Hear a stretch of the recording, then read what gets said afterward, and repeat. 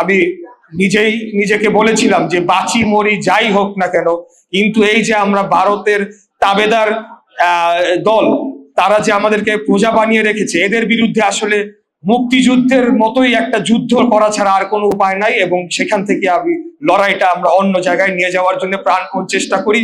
এবং তার পরবর্তীতে আপনারা দেখেছেন আমাদের মহাসমাবেশ এবং সর্বশেষ 28 অক্টোবরের সময় যেভাবে বর্বরোচিত হামলা করা হয়, এরপরে হরতাল অবরোধে কিন্তু বিএনপির নেতাকর্মীরাই তখন সেটিকে সফল করেছিল এবং তার কিছু মাসের মধ্যেই আমরা এই গণঅভ্যুত্থানটি দেখতে পাই।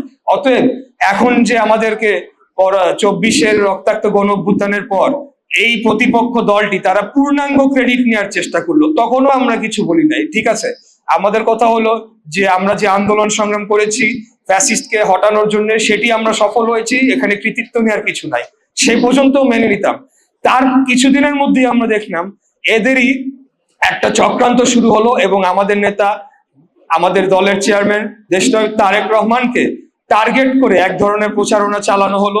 এবং মিটফোর্ডে যখন একটা হত্যাকাণ্ড ঘটানো হয় যুব দলের এক কর্মী, সেখানে কিন্তু আমাকেও টার্গেট করা হয়েছিল, যেহেতু পুরান ঢাকার সাইড।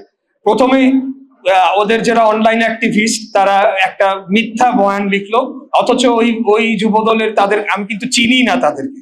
তো প্রথমে আমার ব্যাপারে বললো যে আমি শেল্টার দিচ্ছি, আমি হত্যার সাথে জড়িত। তারপরে তো আমাদের নেতার নামেও এটা বললো এবং ওনার বিরুদ্ধে বিভিন্ন আজে বাজে স্লোগান দিয়ে মিছিলও করলো তাদের ছাত্র সংগঠন। তো তখনই আমি অত্যন্ত হতাশ হয়েছিলাম। আসলে গণ অভ্যুত্থানের পরবর্তীতে আমাদের তো সবাই পাশাপাশি সহ অবস্থান করার কথা ছিল।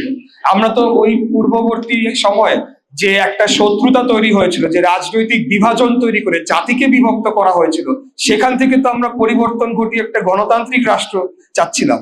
কিন্তু এই ধরনের কর্মকাণ্ড যখন করে, তখন তো আর আমাদের মধ্যে সেই সৌহার্দ্যপূর্ণ পরিবেশটা আর বজায় থাকে না। তখন তো আমাদেরকে বাধ্য হয়ে আবারও 1971 সালে তাদের যে গণহত্যা তারা সংগঠিত করেছিল, তারা যে তার তৎকালীন পাকিস্তানি হানাদার বাহিনীর পক্ষ হয়ে আমাদের মা বোনেদের ধর্ষণ, ইজ্জত, সম্মান হানি করেছিল, এই কথাগুলো আমাদেরকে বলতে হয়। তখন কিন্তু আর আমাদের সেই সৌহার্দ্যপূর্ণের জায়গাটা থাকে না।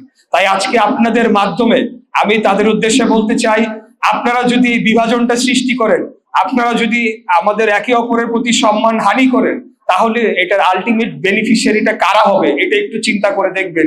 এবং তারা যদি আবার ফেরত আসে বাংলাদেশে, তাহলে আমাদের সবার কি অবস্থা তারা করার চেষ্টা করতে পারে সেটাও আপনারা মাথায় রাখবেন। ভুলে যাবেন না, পার্শ্ববর্তী দেশেই বসেই কিন্তু সকল ষড়যন্ত্র হচ্ছে, সেখান থেকে অর্থায়ন হচ্ছে।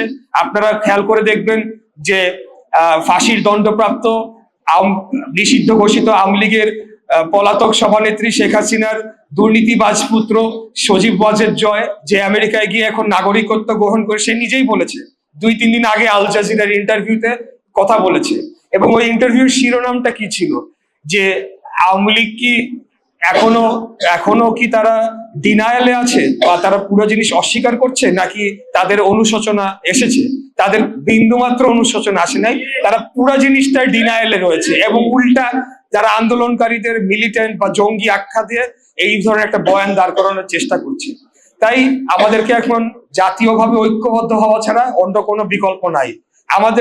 আমি খুব বিজ্ঞ ব্যক্তিদের সামনে এইসব বলা ঠিক না, কিন্তু আমি তারপরে বলতে চাই, আমাদের যে ভূখণ্ডটি, আমাদের যে জিওপলিটিক্যাল অবস্থান রয়েছে, বিশেষ করে এই সাবকন্টিনেন্টের মধ্যে অত্যন্ত ভালনারেবল একটা পজিশনে আমরা রয়েছি। তাই এখানে এখন জাতীয় ঐক্য কোনো বিকল্প নাই। হ্যাঁ, আমাদের মধ্যে রাজনৈতিক প্রতিদ্বন্দ্বিতা থাকবে, কিন্তু সেটা যাতে হয় সৌহার্দ্যপূর্ণ এবং ভোটের রাজনীতির মতো যাতে সীমাবদ্ধ থাকে।